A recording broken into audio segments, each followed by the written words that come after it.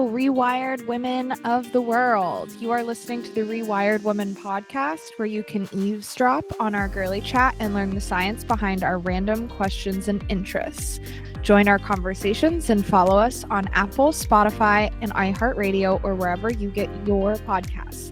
I'm your host, Kat, and I'm here with my cute and lovable best friend, Mads. Hey, what are you drinking today, Kat? I actually just finished chugging my water. So, just water. Hey, everyone needs a little H2O. What are you drinking? Have 2 different cups of water, different sizes, and I got this little mocktail from Mocktail Club called Bali Breeze, and it's actually really delicious. It has coconut, lychee, and lemongrass. Oh my god, that sounds good. Yeah. So I'm really, really hydrated. If you're on YouTube, then you can see my collection. What's a girl without her collection of drinks? So, Mads, I have a question for you. Hit me. It's super important and very relevant to today's topic, and I would like to know, if you were any villain, which villain are you? Oh my gosh. Okay, I'm gonna be honest, my first thought, and this was even before you gave the caveat, and then I'm just still gonna double down and go Disney villain. I think I vibe the most with Maleficent. Did you know I would say that? I kind of wanted to say her. Well, we can both be her. Also, maybe it's for different reasons. I think in general, I don't know that much about villains, and I never really got that into them. I think this kind of goes back to what we talked about in private when we were talking about Harry Potter and Slytherin the other day, of that I think I tried so hard to repress any part of me or any interest in bad, that I just never got into villains and within the last few years. But all of these whole deep dives and backstories of villains and what makes them bad is very interesting to me. And if I had to pick one, I do like Maleficent, that there's, she's kind of this tortured soul that just wants to share her love, and she's misunderstood and kind of using this mask to make hard decisions. But also she has really great cheekbones, and the makeup and the horns, I'm into it. And also I want to fly. Yeah, she has pretty good style in how she executes her villainy. I don't know. I like that she's super vengeful and her laugh is iconic. But I think I'm Shigo from Kim Possible. That is such a good one for you. Thank you. Oh, you're just like vibes alone? Yes. Vibes alone, especially with us as best friends, 2 villains that give similar energy, have the same color palette, it's Shigo and Maleficent. I am into it, actually. That is really good. I do love that question, though. It's so relevant to today's topic, which is going over the neuroscience of the Dark Triad personality. So, Mads, for the audience, could you kind of elaborate on what is a triad? Why is it dark? What are you talking about?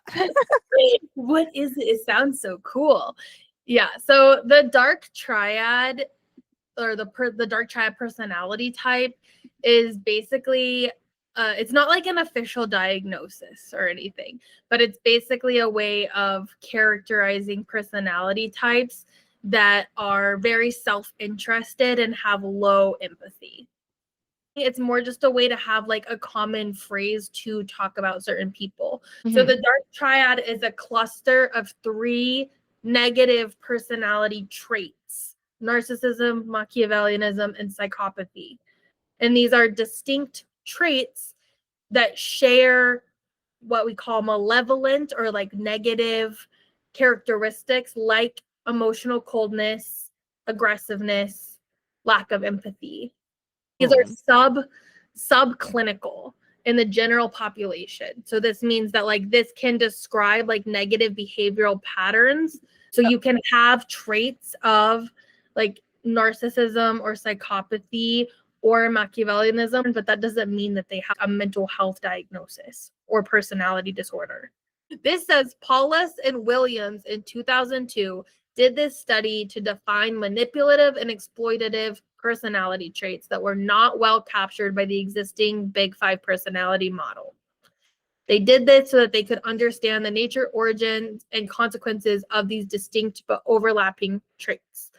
So the purpose was to fill the gap because they felt like the Big Five personality model of openness, conscientiousness, extroversion, agreeableness, and neuroticism is a wide framework for personality, but it didn't adequately represent traits associated with manipulativeness and disregard for others. So it's a way to have a broader framework to understand human behavior and motivation. Okay. So before this, there's like a Big Five personality breakdown that mainly focuses on a lot of these like positive, more common, normative traits. And there's these guys who come along and essentially say, hey, you forgot about this negative part of humanity where there's like all these people or all of human capacity, not just these people, but like all of human capacity's ability to be manipulative and self-interested. And so because of that, we've developed this dark triad spectrum of these three traits that we think expand on those five personality original traits. I actually think it's not even to say that, actually, I think their words were, but I think from our understanding now, I would say it's not even necessarily to say that they're negative, even though that's how it sounds, right? But that it's like if we think about like extroversion and introversion as like a scale, it's like manipulative versus not manipulative. And it's not necessarily that one is better than the other, but it's like to what degree you are of which thing overall in behavioral patterns. And it says it's specifically to study these traits in a subclinical or non-disordered context. So just like how do these behavioral patterns or traits like show up in the general population? Whereas this entire spectrum and the way that this is done means that narcissism is not negative. Machiavellianism is not negative nor positive, and neither is psychopathy. These are all just spectrums. Those are just normal human traits. But this is something that I have been really interested in kind of from a far way since probably high school, is just this idea of personality types that, well, I should say more, I think that I was always very attracted to this type of personality type in men, like kind of that like dark, broody, bad boy, self-interested person that is like a little scary, but you're like, oh, if you choose me, I'm really special. So it's like almost self-interested in my own way when I say it like that. So you're saying you are into people who are like what the kids call toxic, or well, I don't think I am anymore, but I think that's where my interest in dark triad personality as a concept first started, was that I realized I was really attracted to these kind of boys when I was younger, before my healing journey. the hand motions are priceless. All right. Okay, I will be honest. I think I should be more into this than I actually am. Like my husband was like, "Oh yeah, you can easily talk on this. Like you know so much about this, right?" And I'm like, "No, not really. Like I've just never been interested in it for some reason." But I think one of the things we'll talk about as we go is that just like all mental health diagnoses or characteristics for understanding people and human behavior, everybody falls in all of these categories. So whenever we're going through like what is narcissism, what is psychopathy, what is Machiavellianism, whenever we go through those things, we'll talk about that everybody has these traits. It's just to what degree they have them and kind of their internal world and processing of that. So I think as we go through them, I think probably both of us are going to resonate with a lot of them, and probably a lot of our audience will too. Yeah, I think like you said, these are kind of personality aspects and everything's on a spectrum. So that's why when people read, horoscopes or people read other like personality traits or even diagnoses, sometimes we want to find patterns in them and we want to like, we self-identify with a lot of things, but no need to like label ourselves psychopaths or narcissists. I also kind of think this is a good time to add that I think narcissism gets thrown around a lot, kind of like OCD does. And narcissism, it has like a very has a very negative connotation. And I see it a lot in a mental health sphere, like clients calling other clients or looking for ways to be like, that's narcissistic, isn't it? As if like narcissism has some like weird, like this highly negative connotation, which as we go over in the dark triad, like a lot of these are maladaptive and like some of these symptoms can harm those around you. However, I do want to be clear that like we do not talk about depression or people with depression the way we talk about narcissists or people with narcissism personality. And I think that that's very serious because as somebody who has a personality diagnosis that is closely related to narcissism, I think that it's really messed up to say like you can't change them. They're a lost cause. Like you should stay away from them. Like you should never be in relationship with them. Like I think that that would stop people from kind of dealing with this personality disorder because of that stigma. So don't just erase stigma from things like depression and anxiety, erase stigma from everything, including narcissism. Yeah, I think it's a really nuanced topic for sure, because I think arguably my first answer, not surface, my first answer is yes to agree. And I would say that's actually my second touch point with being really interested in this topic. In one of my philosophy classes back in school, I actually did one of my research papers on like the morality of evil. And I actually brought in my neuroscience degree and I did a whole paper on like the neuroscience of serial killers, which is closely related to a lot of the things we're going to be talking about today, about how their brain is actually functionally and structurally working differently. So much to the point that we can actually see it on MRI scans. Like someone that knows what they're looking for can actually pull up brain images from psychopaths categorized in violent and non-violent spheres and be able to tell you which is which based on their brain scans. And so obviously that opens up a whole conversation and debate around how we treat people that are violent psychopaths and narcissistic and all of these things. And so I love that you brought that caveat into the conversation. And I think it wouldn't be fair to our audience of, many women who, if they have faced narcissistic abuse, which is something to talk about, that, there's very real world implications to, I guess, what's the word? Like a lot of times, and part of what we'll talk about is a lot of times this is doing damage to people outside of yourself for your own personal gain. And I think there's an argument to be made that like within depression or even OCD, even though you can be negatively affecting those around you, it's typically more of an inward infliction of harm compared to outward. Would you say that's fair to say? I think it is. I really don't want to say that one is worse than other. You make a point about narcissistic abuse.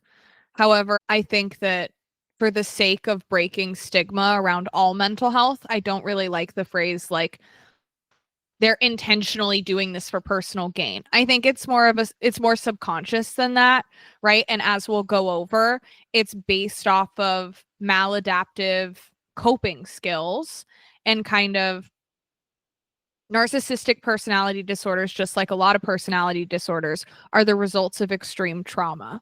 So they've essentially been taught to value reward over empathizing with people, over connection, right? And so I guess with that in mind, I don't necessarily want to be like narcissists intentionally harm people and people with depression don't intentionally harm other people. They're only harming themselves. That's like the same thing with like addiction. And I just think that it's oversimplified a lot. Yeah. I do agree, and I think it's really a beautiful thing that you can also bring that perspective into our audience and handling this with a place of care, because like you said, like we will go into some of the research that this is, oftentimes coming from trauma and maladaptive coping skills to deal with their life. And a big part of how these personality traits are characterized is that they are self-interest. Yeah. So again, that's not necessarily a bad thing. I think actually some of the points we'll bring up as we talk about all of these different traits, talk about how each of these things can be used for good and are good within certain contexts, and also how they're unfairly pitted against women. That a lot of times traits, especially like around narcissism, can like be actually very helpful for men to display and very harmful for women to display. So I think just the whole idea of bringing nuance into this conversation is really important, and I'm really glad you said that. It's not that they're just like this flawed person on like their soul is bad. I feel like that's kind of what I take from what you're saying. Yes, that is. Thank you. I do appreciate you kind of reiterating what you heard. And I don't want to say that to minimize the harm that any woman has experienced from being with a narcissistic partner, because that is very real abuse. And I don't mean to kind of negate the harm that is done because of this. Yeah. I think both can be true. I think that's a lot of what we are going to keep exploring in our podcast. I think it even ultimately comes down to something that I know I struggled with a lot in college, studying neuroscience and philosophy, was that the more knowledge that we have about how we work as humans on this like biological level, and the more that we ponder and theorize about why we exist and what's right and what's wrong, it just brings up more and more arguments about what you're going to do with that information.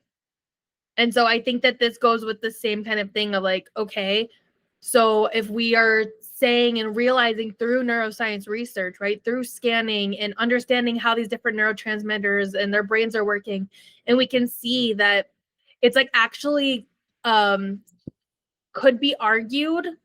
I didn't necessarily go into this research for this, but I remember in that philosophy paper I was writing, there are arguments that it's like actually like a disability, right? That like, because like your brain has actually developed differently from these life circumstances or whatever. And so if we're criminalizing a disability instead of helping people get adequate resources to food and care and all that stuff, like this is a bigger socio-cultural problem. And I am really glad you pointed out, like, we're not trying to say any one person is bad, and there's a lot more going into this than just like this person's narcissistic and whatever. So I just want to reiterate that we're bringing up this conversation as a way to understand on this kind of biological level where these patterns and these personality traits possibly come from, and we're not making a moral statement on any person. And that we're even going to end the episode with some ways that you can work on these traits, and that like rehabilitation or changing these to be more positive instead of negative actually is possible. We love that. Yeah. And I think that's really important to both of us, especially as two people that are, like, as you pointed out, diagnosed with something that, a lot of people look at in a really negative way. So I think it's extra important to us to be like cautious how we talk about things that have negative stigma and can be overly sensationalized, but also still very interesting. Okay, so let's get into it. When does the Dark Triad like come to light? Like what starts the conversation about this in the neuroscience world? Yeah. So it was first brought up in 2002 in a research paper from Paulus and Williams. And they basically brought up that there's these three traits, like personality traits, that share what they coined a dark core, which basically means that they notice there's these three personality traits that share callousness, manipulation, and self-interest. And even though they kind of have these same core, at least in their opinion, whenever they were framing this argument, is that there's still three distinct personality traits because they have very different motivations, fears, and behaviors. So even though they're kind of maybe coming from the same place, serving the same emotional need, that they are ultimately showing in very different ways, if that makes sense. The first personality trait that they brought up is narcissism.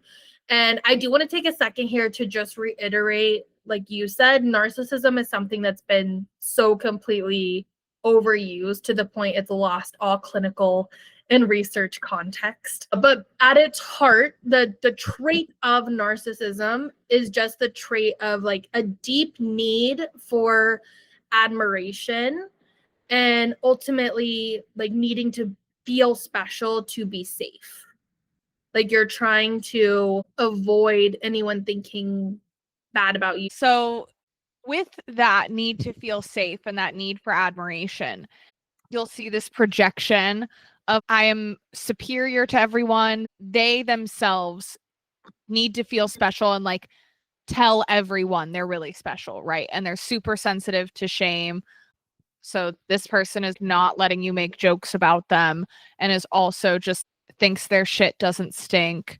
At least on the surface. As we both know, and also as the research points out, that narcissism is usually, if not always, like actually a response to truly feeling deeply insecure and having really low self-esteem. Yeah. And I think we'll see that as a pattern that self-esteem, creates this big void that all of these personalities need to fill. And because they couldn't get it from a safe place and don't feel safe, they essentially take it for themselves. That's the thing that I feel like people don't end up not liking, is that they'll take it for their own and we don't realize that it's out of this need. We just see it as like highly selfish and self-interested. Yeah, and I actually love you said it like that. And I think it ties so well into the question you asked about the villains and how much there has been this kind of resurgence in villain backstories, and that people get so into it and it like because they like get to see the depth and the deep inner world of what made someone that way. And I think that's really cool to add in, or maybe not cool, but it adds in this layered understanding perspective into this conversation, that people aren't just born trying to not have connection. I think arguably as humans, as mammals, we all want connection deep down. And some people learned early that that wasn't possible for them. So they kind of had this adaptive experience of like, instead of needing connection, just taking what they want to feel secure and powerful. I think in part comes from the world we live in. Like the world we live in also shapes where these people can get a sense of security based off of what other people value, right? So this people value confidence in somebody who, has a lot of power. And therefore, what makes somebody feel safe is like if I'm in authority, right? And there's like all this other stuff that I feel like the patriarchy brings into this. Yeah, and I would say in a really vulnerable way, like I can even relate to that a lot. And I know it's something that me and you have talked about a lot off air, that I really struggled with feeling not accepted from my peers. And there was a lot of trying to present myself a certain way so that people would take me seriously and I could have that deep validation and admiration from others so that I'd feel included instead of excluded. Yeah, but you never did it in this way with this like high self-interest. We'll go into why a lot of people have this very human need and a lot of us don't feel safe, but what takes it to this level? So go over like what are the core features of narcissism? Yeah.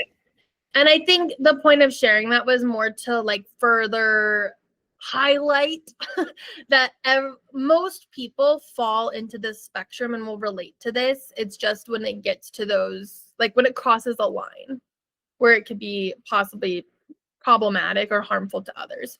But the core features is that kind of grandiosity and superiority. So like you think that you're better than other people, everything works out for you, rules don't apply to you, that kind of thing. This like deep need for other people to also verbalize or tell you that, right? That they admire you or they really approve of what you're doing. Which is why if you hand out a lot of compliments or you're very like your love language is words of affirmation, you could be attracting these people. If this is something you also need and you give out freely, wink, wink, Mads, no wonder you were attracted to these people when you were younger. Yeah. They would give it to you at first in exchange for like all of your external validation, which you are really good at, like hyping people up. And so you're just like the perfect little blood bank for them. Oh, I really am. Yeah. And yeah, we already mentioned this, but at the heart of this is a really fragile ego that has really low self-esteem and pretends like it's really confident, but that's almost why it can be so like demanding people to affirm them and say that they're good, because deep down they don't believe it. So even though they might be outwardly acting in all these ways, deep down they don't believe it. And then, I think what really kicks this up to the it's not just like you're displaying some moments of narcissism and confidence, but truly crossing a line where you might be starting to harm others, is that there's actually a lack of empathy involved. And we're going to talk later about different types of empathy. But, basic here is that there's no empathy, and that you tend to, or not you, but like someone that's narcissistic, they exploit others for their own like personal interest. Yeah. So I think that tendency to exploit others for self-enhancement makes these people really good bosses. These people tend to be very successful because they, to get to the top, you have to throw a couple people under you. So I think that tendency to, exploit workers for your own monetary gain, like, can create this. And I think that is breeding, that idea or ideology is like bred in capitalism, my arch nemesis. But I also think the lack of empathy, I want to be clear when like they know what empathy is supposed to look like, and they tend to be highly intelligent, and they will do anything in order to get their needs met. So I think the thing that throws people off is that narcissists are really good at masking and like kind of pretending to be empathetic in order to hype up their own ego and like form a connection that only serves to like build up their own confidence. However, they struggle with legitimate, like, authentic empathy where like they actually feel bad for you. Because I do know somebody diagnosed with narcissistic personality disorder, and they actually work in a clinical setting and can be very empathetic, but it's only as far as they have actually felt themselves. Like, they can't actually empathize with another person's emotions. They can just imagine what they would feel like, and they only empathize in order to gain something out of the exchange, whether that be because it's their job or the other person's approval or connection. So I think that that's something clear, is that just because somebody shows empathy to you doesn't mean that they can't still be narcissistic. I think that's how we get roped into relationships with these people, is because they are very good at exchanging what feels like authentic empathy for our connection. Definitely. And they're actually, so how that is defined in the research is it's called cognitive empathy versus affective empathy. Yeah. So you explain it, but it's basically cognitive empathy is being able, like, you understand other people's emotions intellectually, right? So like, to your point, they understand what someone feels on, like, and it's hard to explain because like we don't feel that way, but they understand. But affective empathy, which is what most of us are talking about when we talk about empathy, is being able to feel other people's emotions. And so, to your point, most people that have these dark triad personality types are talking about, they are very high cognitive. Like, they're very good at reading people and understanding what their emotions are intellectually, but they do not feel them, so it doesn't affect their decision making at all. Whereas for most people, right? That like me and you, or at least me, I can't say for you, but most of us, right? Like part of what goes into our decision making and why we feel remorse if we do something is because we can feel for the other person how our actions harmed them. I will say that there are other diagnoses that have more of this cognitive empathy. And I think a lot of these things, I personally believe everything's a spectrum.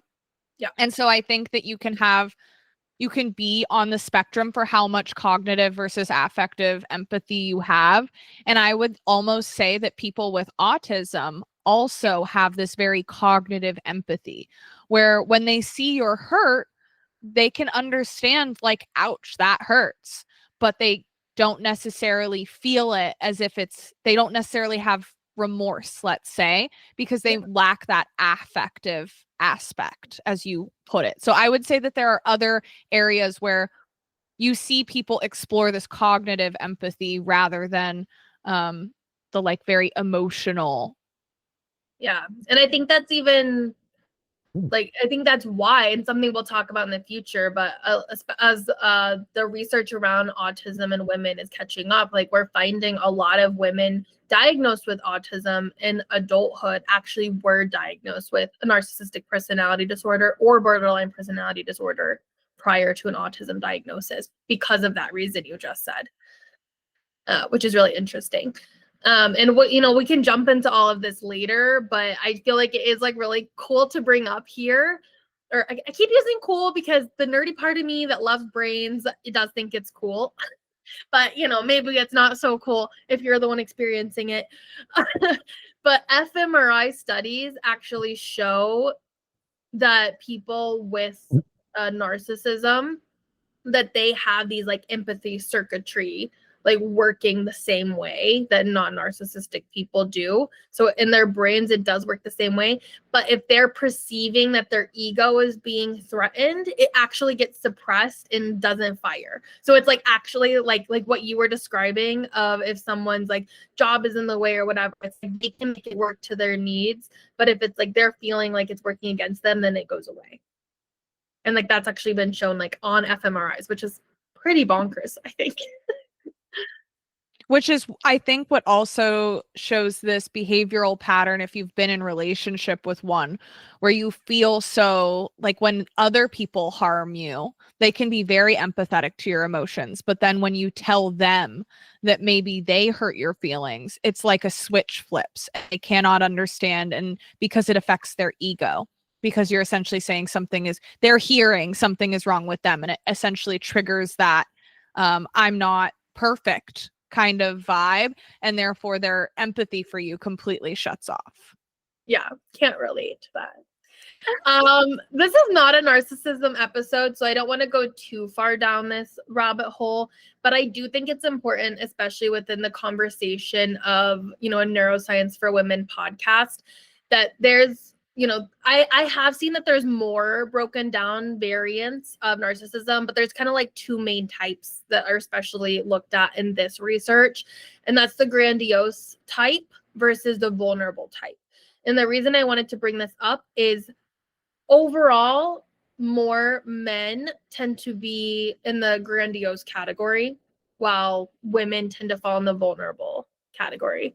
And this is important in terms of possibly understanding yourself, or like you were saying, in relationships with other people. I will say I would like to see more numbers on that, because I will say if I was in a relationship with a narcissist, which they're not diagnosed and I'm not trying to diagnose them, but I have a lot of evidence that says that is potentially what I was experiencing. I will say that felt like they were a vulnerable narcissist based off of these traits, which you're about to go over. But I will say I do know men who I feel like fall into the vulnerable narcissism category. We just might not think it typical, but I don't want to like say that like I want to see the research, the numbers on like how many men are what percentage of men that are narcissistic or grandiose versus vulnerable. And I would say that I feel like there are more I'm more aware of grandiose narcissistic women, but maybe that's just because of the type of women I'm drawn to tend to be like high confidence. Like I love women with high confidence.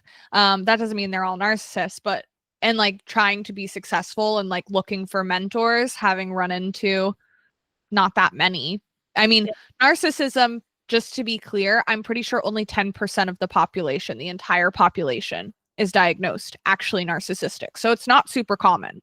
But I actually love that you brought that up because I feel like it's something that we've even been coming up a lot. I think that this is actually bringing up some really interesting things. One, around research in general. Like we've already been exploring the last few episodes in psychosyncing and now of like the flaws within research. And to your point, especially something like narcissism, like it's kind of hard to research because people that are narcissistic like don't want to admit that they have any flaws and are probably not signing up for studies. So that's kind of like one thing to point out here. It doesn't mean that we shouldn't trust science, but it just means we can have like some caution into these numbers. That said, I didn't pull all of the research, but it is like in the published research, it is pretty big differences overall that in general, men tend to fall more towards grandiose type of narcissism and women tend to fall more towards vulnerable. That doesn't mean that there obviously can't be both amongst both. Just like anything, like it is a spectrum, people fall in different things. But if you're cool with us going there, I think it's interesting to point out, it's like because you specifically, Kat, have like a kind of wound around like what you think is like strong and like good to aim for. So it's kind of interesting almost to like maybe this anecdotal bias that you have even of like, well, I think I see men this way and I see women more as grandiose is almost that battle within you of like seeing women. I think you are drawn in general to a woman that has a more masculine presence. Yeah, I will say that what you're pulling out of me right now, like the little reflection that I'm getting back from you through this is that, so I had said this prior, which is I think some of these traits are learned through society, right? And I had mentioned, patriarchal society and how capitalism kind of values some of these traits. I think within society, right, they like to kind of put men in that like high confidence, charming, leadership, extroversion, social reward, like grandiose category, and women are more comfortably in society put in a vulnerable position where they're more guilt tripping and hypersensitive and defensive and insecure. But I don't know if it's me kind of opposing what I see in the world because I just dislike it so much and like that is a reflection of me, or if the research also is a reflection of the researchers and the societal norms that we see men more play into these traits, either because they feel more comfortable doing so, or we are observing more of this because of the researchers' own personal bias to put men in a grandiose and women in a vulnerable position based off of like where society lies. I don't know, but I think it's all kind of as within, so without. Yeah. I don't think that what you're saying is wrong. I think especially around this stuff, I think there's absolutely a bias happening. And I think actually for the reason that you said is actually why we see these sex differences. Because I think that women, again, we're talking in like broad population strokes. Obviously, there's going to be some variance on like an individual level, but in population strokes, like women historically like they're able to be more powerful through being this kind of more meek, you can't quite catch it, more subversive type. They're not outwardly being like, hey, and actually I can speak to this as someone that has been perceived a lot in my life as like people say like, oh, like you're really confident, and that can go in two different ways, right? And people being like, oh, like you think that you're so great and you talk about yourself and you're so boastful, and like the kind of feedback I've gotten a lot in my life, which we should point out, you never think about me. And you've always said you think it's weird I get that feedback a lot.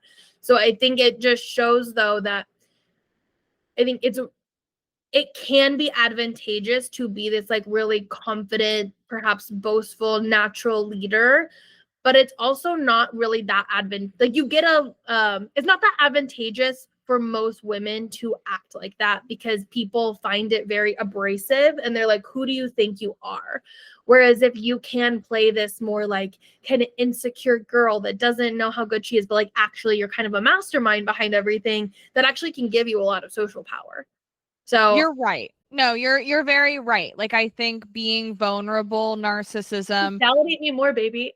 would be less like would be easier to mask and more kind of like socially acceptable. And if you feel safest, like if your goal is safety, right? Emotional safety, then you don't necessarily want to be something that people are going to constantly point out and dig at. So I do see your point in that.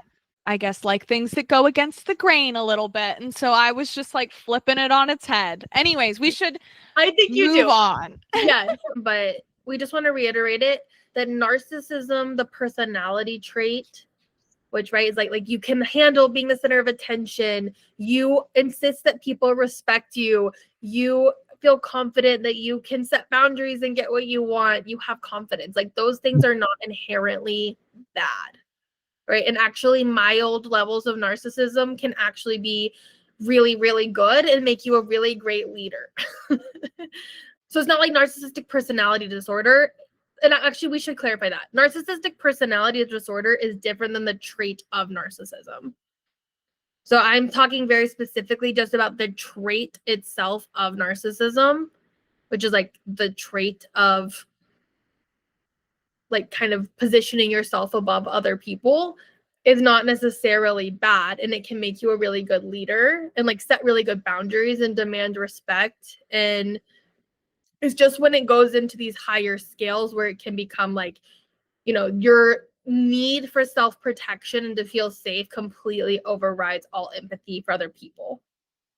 And I think that it's important that you define that, because narcissist traits, I think people would still, because of the stigma, not even like they probably think we're talking about narcissistic personality disorder and just having a narcissistic trait.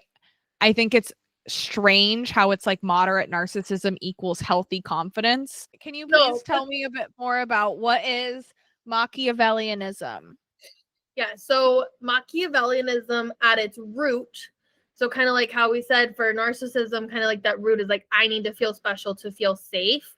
The root kind of belief of Machiavellianism is that control keeps me safe. Okay. Okay. So, and again, this is kind of in broad strokes, but the core features of that is kind of like strategic manipulation and deceit. So, like you're trying to get people to act in a certain way, or withholding certain information or giving certain information so that people do what you want them to do. Focus on long-term gain over morality, right? So you're like, well, the ends justify the means kind of situation. Mm. Okay, high impulse control and planning. So you're actually not that impulsive. I'm not saying you specifically. I'm just saying like this characteristic is that like you're like very good at being like, this is what I want to happen. I'm kind of a mastermind. I'm plotting these different things and it's going to happen the way I want it to. Okay. Cynicism, and so kind of like that belief that like people are inherently selfish or out for their own good. That's kind of affirming your own belief, right? You're like, I'm out for my own good, so everyone else is too. So that means I should just do whatever I need to do to get what I want because everyone else is. But cynicism, and then emotional detachment from relationships. Oh, yes. Especially with the like high impulse control and planning. This person is playing 3D chess, not checkers. So it's like you're really like you see people and relationships as kind of what they can do for you and like your master plan more than like because you want to be connected to them just for the purpose of being connected to someone. I think it's kind of like with the empathy and narcissism, where relationships are very cognitive. Like, I think one of the ways that this shows up is how you described it, where relationships are kind of like accessories or props to a person's life. But I think that another thing is that they're in a relationship on this like very cognitive level.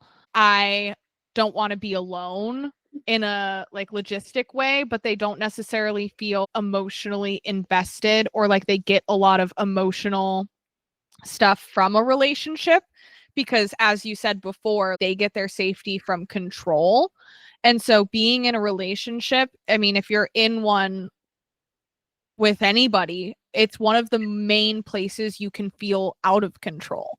So I think that they have to emotionally detach from the relationship in order to kind of maintain that safety of like they have control of their own emotions and that another person can't get them out of themselves or out of control. And if you have the ability to do that, they no longer feel safe with you.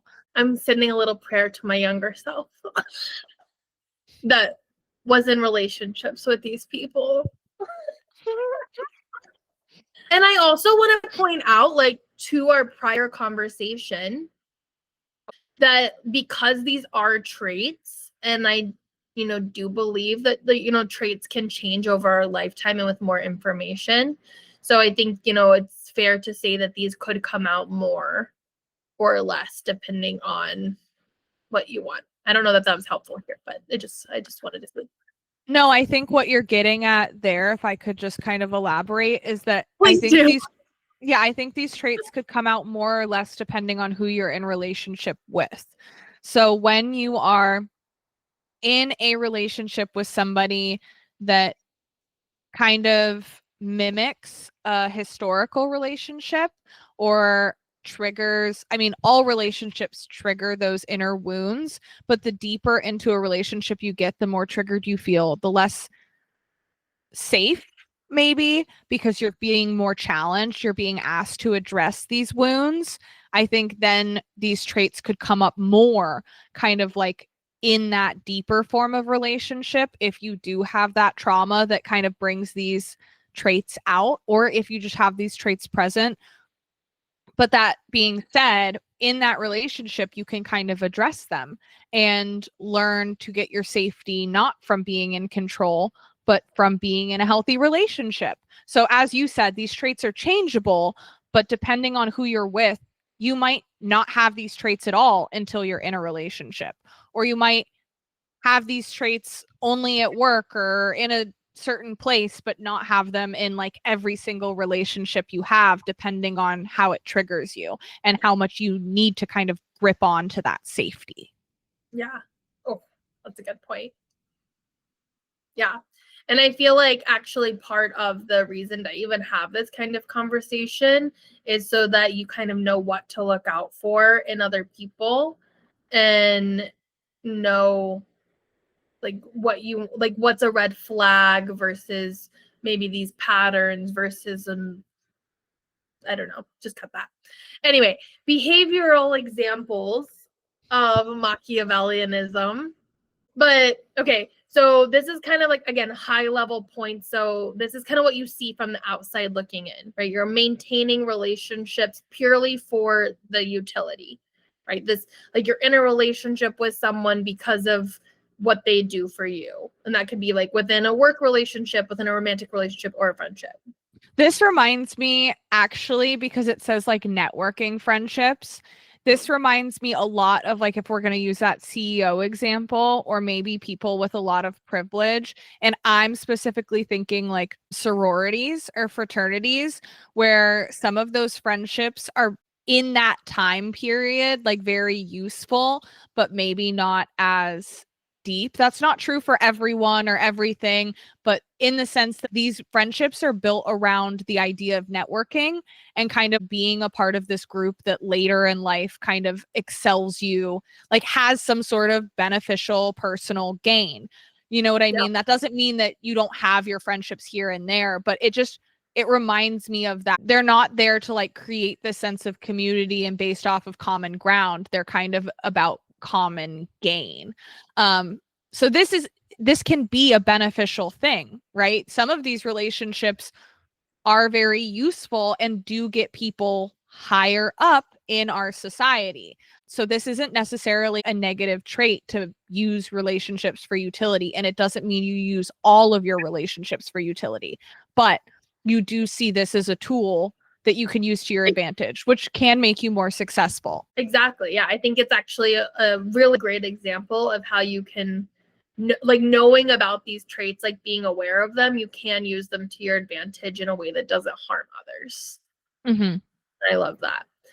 Some other examples of Machiavellianism is like in terms of like behaviors is flattering someone for influence or to gain something. So like, you know, giving those compliments and like trying to make them feel artificially close to you, but then as soon as you get what you want, you just totally discard them because it's not like a genuine bid for connection, which you could argue is like what a compliment is for. Nor like if used normally, this is like purely just to like create that like false sense of connection, and then you get rid of them once you have what you need. Yeah, I think the flattering maybe might come from like a little bit more genuine place, but I think the key portion of this is the discarding them. Like you flatter them to get that connection, but then like because the relationship is based off of utility, you then discard them once you've kind of used what you needed. Exactly. Yeah.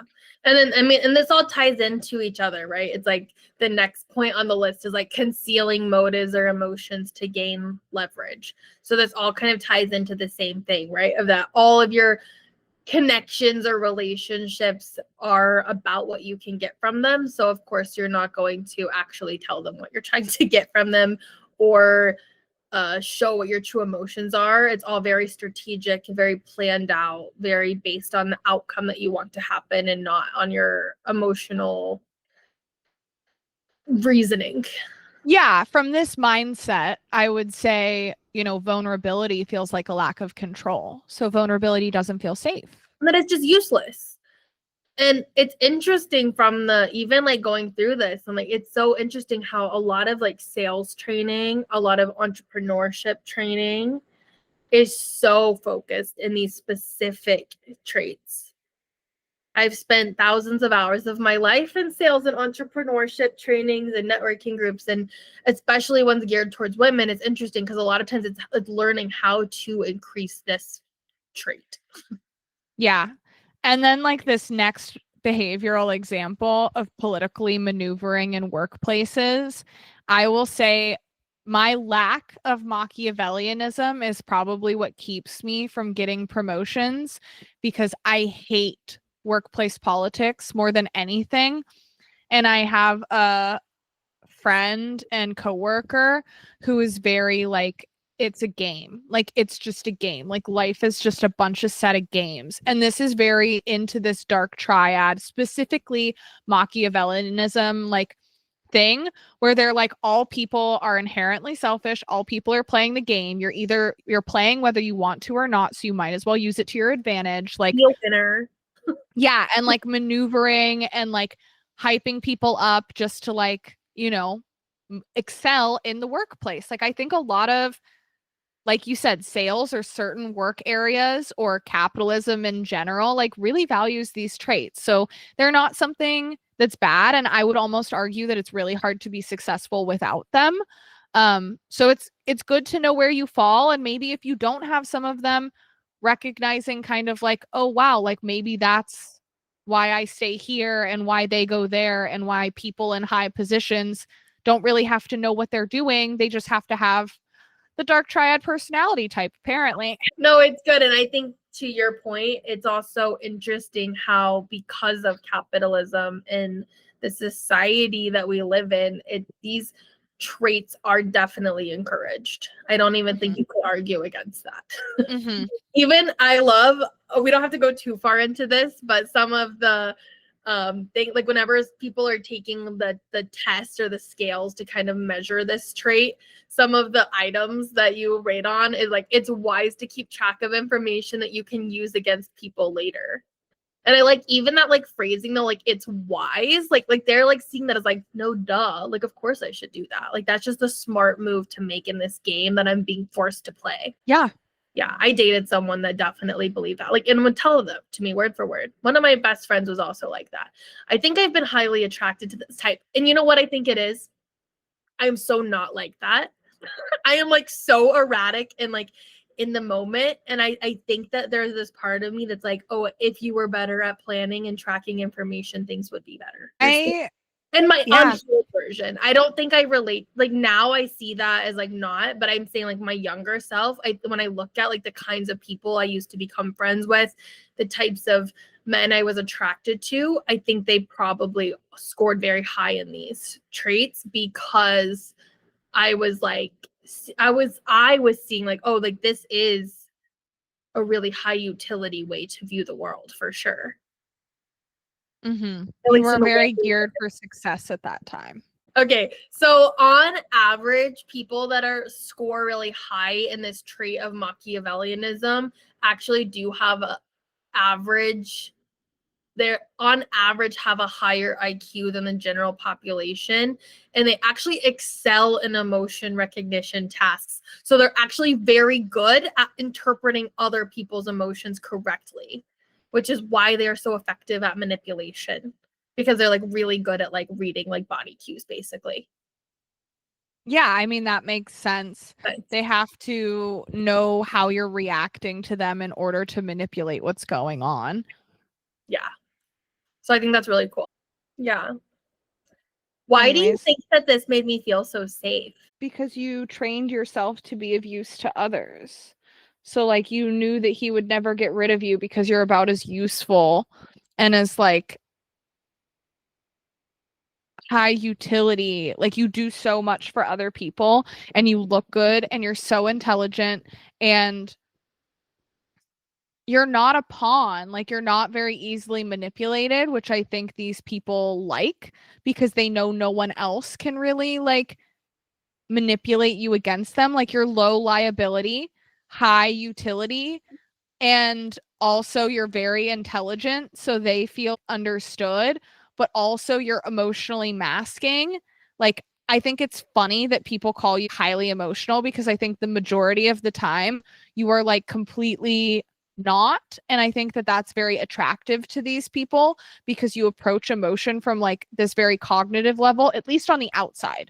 Not always like when you get deeper down, but on the outside, you approach emotion from this very cognitive level. And so that is very approachable to them. And because you do that and you take criticism well, they can have these sorts of conversations where like, you represent me, Maddie. And so you have to present yourself in this way. And you care about how you present yourself.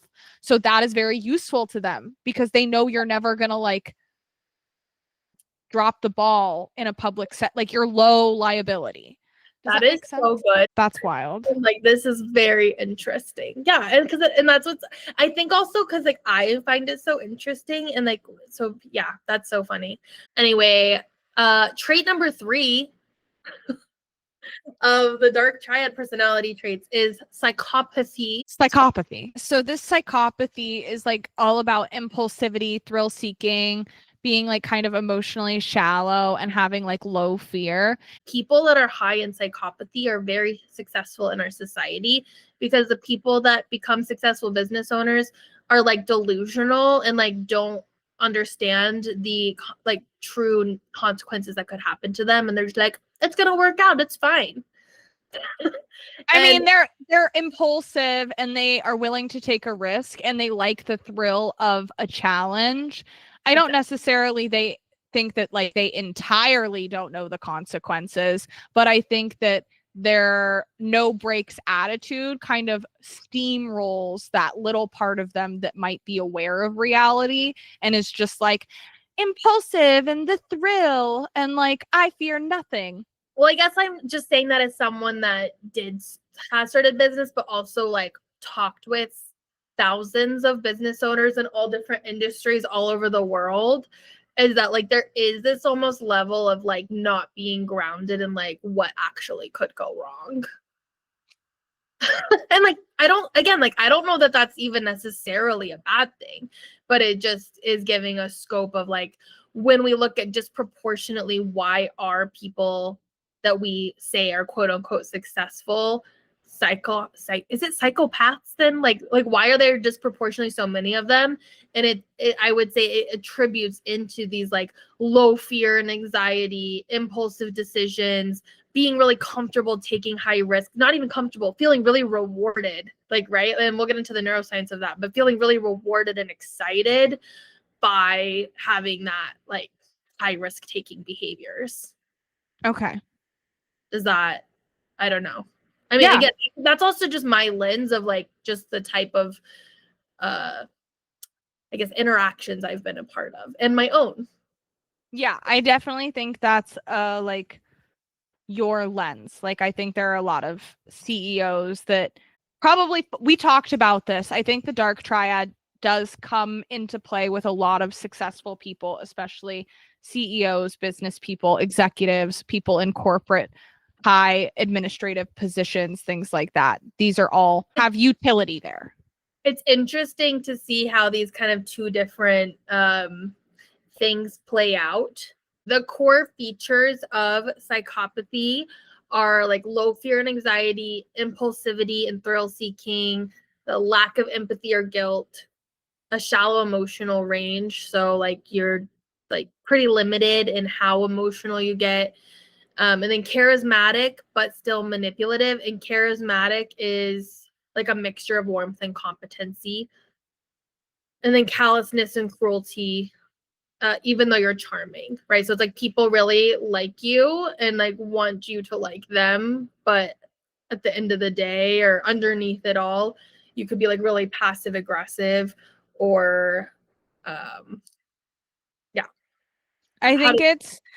I think with the callousness and cruelty under charm is like this idea of somebody who everybody likes, and then when they're given a chance to like put somebody else to save somebody else and like bring them with them or to like show them some consideration, they do it with little remorse. Like they forget about them with little remorse and are kind of like, why would I extend and help somebody else when like I'm doing fine? I could just keep going. Why would I turn back and save someone? Even though I'm super charming and that person thinks I'm a really good friend to them, I just don't really think about others in that way. I'm fine. People don't realize that it's like very cold because I would imagine they're not intentionally like super callous and cruel. It's again that like self-interest where they'll charm the pants off of you and make you feel like they're really invested in you, but given the chance to help you out without any gain to them, they're like, no thanks. Yeah. Yeah. And like actually, you describing it like that makes me think of like what people call lighthouse people. Have you heard of that? mm-mm. And I actually like, it's like basically the idea that like a lighthouse, right? When it, like a lighthouse person, when they are giving you attention, like you are their whole world. They have like the super high intensity and warmth, and it makes you feel so good, right? And that's where like that charisma comes in. But like the lighthouse, like the light moves, and so when they're the focus isn't on you, it's like completely void, total darkness. Mm-hmm. And again, I actually can like relate to that. Like when I heard someone describe a lighthouse person in a negative context the first time, I took it really negatively because I was like, I relate to that. But I think it's like the degree, like we've been talking this whole time, it's the degree to which you're doing that, and like also the emotional response and intention underneath that. Mm-hmm. So it doesn't have to be like this like really bad thing, like you said, that's like purposeful. Yeah, I'm curious about the shallow emotional range of like, is it that they feel a limited amount of emotions to an extreme range, or that all they feel a wider range of emotions to a limited sense? So what I mean by that is, let's say this person only really feels happy or angry, but they can be like extremely happy or like rageful angry, and like that is a limited emotional range. Or is it that like they can be sad, happy, mad, or glad or angry, but it's like very muted? I think Like, when are we they get into the reactive or? neuroscience part, it will help.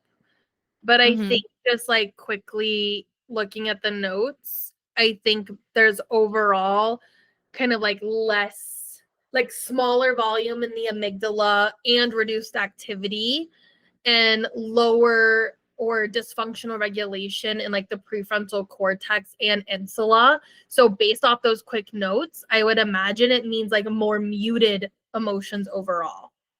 I guess with the lack of, you said the dysregulation in the prefrontal cortex and the insula, that's going back to some of our other episodes, that's like this lack of self-identity and self-reflection. Mm-hmm. And the prefrontal cortex is responsible for emotional regulation. So for me, that makes me feel like they are kind of being highly emotionally reactive, but because their amygdala is smaller, they don't actually feel as outsized of emotions as they portray. Like that is like what I would guess, but that is completely speculative based off of like if you just told me what would like those brain things, I would probably be like, okay, so that person isn't super like easily triggered, let's say, by that amygdala function or doesn't feel super triggered. However, because they have a lack of emotional regulation and like executive functioning up here, they act really impulsively. So when they snap, they have like an outsized reaction. But then when somebody's like, yo, like, why did you just freak out on me? They're like, what do you mean I wasn't even that upset? Because they can't self reflect. And so like that's what I'm feeling from that. I think that you hit it spot on. And kind of it explains on that the neuroscience of how like why they're so impulsive and thrill seeking and have those kind of outsized behaviors. Like they maybe say they're not emotional, but then like they have those kind of like really drastic portray like actions or behaviors. Like I feel like when we think of psychopaths, right, like it's portrayed in movies or something, there's like always that like intensity that we would associate with like emotions. And so maybe that's why there's like as the outside person, you're feeling this like really intense emotion that they're not perceiving within themselves. Yeah. Which is interesting. Also, like ultimately this all comes down to this idea that like they're like bored if life is calm. Right? Like they need that, it's like they need a higher amount of stress and chaos and risk and not knowing what's going to happen to like feel like present in their lives. And also like we're going to get into all this in the science part, but I looked at some of it ahead of time that a lot of it is kind of they need significant, like they've basically like rewired the dopamine parts in their brain, so the parts like really associated with like motivation and pleasure is like highly tied toward, like for all of these personality traits, the dopamine reward is very tied to getting the outcome that they want. And so like to get pleasure in their lives, to feel motivated is like to get that sense of safety we're talking about that like isn't from like what maybe normally would happen, like connection with people, but more like having this specific attained goal. I think a few things are coming up for me with like the reward system. I think that I don't know if I would be curious to know if humans can be trained out of getting reward from connection.